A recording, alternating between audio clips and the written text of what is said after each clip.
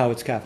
Because you see, when they thought about it, they sat there in a pastoral society, and of course cows were very much part of the exchange. They were the ultimate exchange. We'll deal with that in a second too. So they drew upon their normal experience in the world that they lived in, and this book. So it was like the internet to them. They just didn't have a set of laws to deal with cyberspace. And it seemed to them, and they all sort of says, yeah, that's the truth. You know, if you look out there in the field, who does that calf belong to? Belongs to the guy who owns the cow. Well, I reckon it's the same with this. So that is the oldest copyright case in the world. So did you give the book back, or do you burn it? Oh no, they would never burn anything like that. But So the guy gave the book back?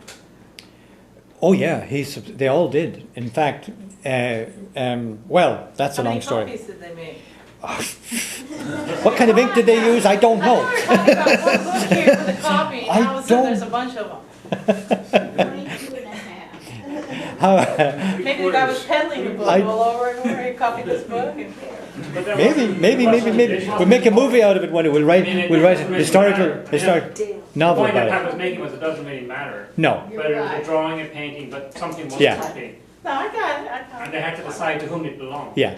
It really doesn't matter what color the cover. So what about stealing art? What about copying art? Well, it could have been I don't know. bronze. Yeah, I don't know. What It could have about? been bronze art. I mean, What does it matter if it's a blue cow or a black cow? You know, Well, it what doesn't if, matter. okay, what if you're an artist and you make rings, you stole a design from this guy? Same Did that principle. design onto Well, I'm asking.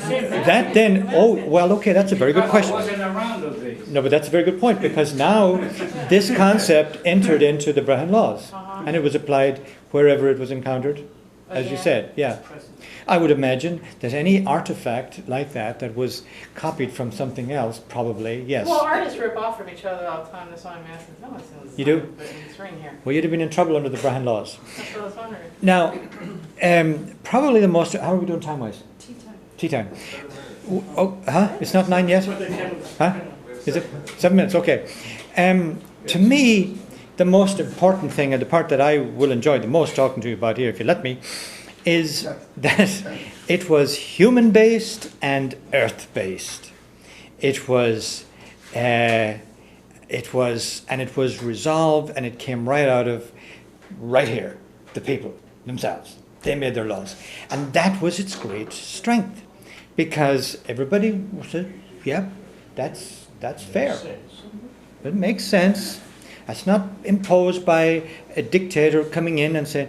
Everybody was, yeah, that makes all the sense in the world. I agree with that, because if I were on the other end of that, that's what I'd like to happen, and I accept that, yes, I did that wrong, and I should compensate them, and so on. And one of the great things that we learned from how they implemented this was how they evaluated the offense. It had everything to do with the vulnerability or the victim. So, for instance, if somebody stole a needle from a seamstress down in the little huts, and that was her livelihood, there may be a very severe penalty for that compared to stealing a needle from a queen. Very fair. Yeah, extremely fair. Yes, very fair. And yes, and the crime was very carefully evaluated. So they had a wonderful system of evaluating. They were not just bringing off numbers and going down and say, well, cow equals so-and-so. No, that wasn't it at all. So, and also you had this thing called your honor price. We didn't even go into that. You would have probably wanted to go into that, and and the Eric and all that stuff. And maybe we'll come back afterwards and we'll talk about those things, because how it was implemented is very informative of what the concept was that I was talking earlier. But your honor price, just think of what this is saying to you. You had an honor price based upon your status in society, your level in society. It was not a homogeneous society. It was very much a hierarchical society. Everybody was not born equally. nor was everybody, although they could rise through the ranks.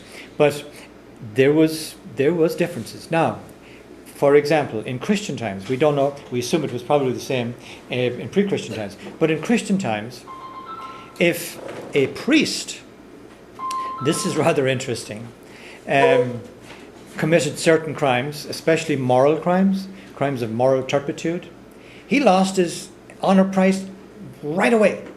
Bang! They were incredibly hard on those who should know better. What do you mean lost his honor price? Well, we'll talk about. Voted down where you had to pay less? Well, as you rose.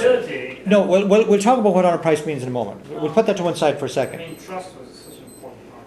It was, it was. But also The you basis. honor, Honor and trust. honor. If you They were the shook same hands, thing. It was a contract. Reputation. No, I Reputation. understand that. I'm just, Okay, but now we'll deal with honor price afterwards, and we'll come back and talk about it. It's a very interesting concept. But the fact that it existed tells you a great deal about how they thought. So let's just say that a priest had an honor price of 100 cows, and a king had an honor price of 500 cows. You know, those things had repercussions in what you did to them or what they did to you. Had very serious in how the Brehons came up with their judgment. Now, if a person with a high honor price did something bad to a person with a low honor price, the penalty was very high. The relationship between the two, the more disparity there was between the plaintiff, the offended and the offender, the heavier the penalty on the offender. In other words, so you lost more cows if you if you did something bad to a widow, okay. then if you did something bad to an equal, So you lost more cows. Then. Yes, But big time. If you stuck it to someone older, maybe you. Yes. I mean higher. But think of what that meant. This had incredible repercussions right down through the system. It protected the lower orders in a wonderful, wonderful way. And that person, the lowest of the lowest, had recourse to the Brehons. He didn't go to the judge, he went to the Brehon. And the Brehon said, well, you are so-and-so? Yeah, okay, so you are a bondsman, a slave or a servant. They didn't have slavery quite the same way as we know. And this guy rode through your cabbage plot and destroyed next year's crop. It's very bad. So this nobleman came through. Man, that was infinitely more punishable. Again, it was a compensation-based rather than a punishment. He said, we're not going to show this guy and put him in irons, we're just going to charge him a huge amount of money. Now, that... Not just him, but him and all his people. And there's all his people, exactly, because generally speaking, it wasn't just his. He didn't possess it. He was just the tip of, yes, good catch, very important point. So you see, that then tended to rein in anybody who might be abusing his power, because he could lose it very quickly. It's the fastest way down to the lower orders by abusing it. So this honor price thing that you had was a two-way sword. It was a badge of honor in the sense that, you had this high, but it also was a measure of how quickly you could go down. Because you would run out of cows. If you... Suretyship. Huh? Suretyship. It's sort of like that. Yes, it is. It's a suretyship. Is that a word that's used in something in the notes? Yes. I'm very good in modern terms, surety, yes.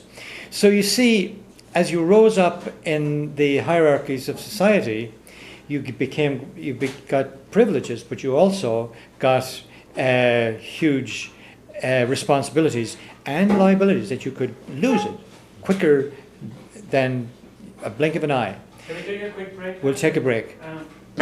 Honor bound to make you some tea. Okay.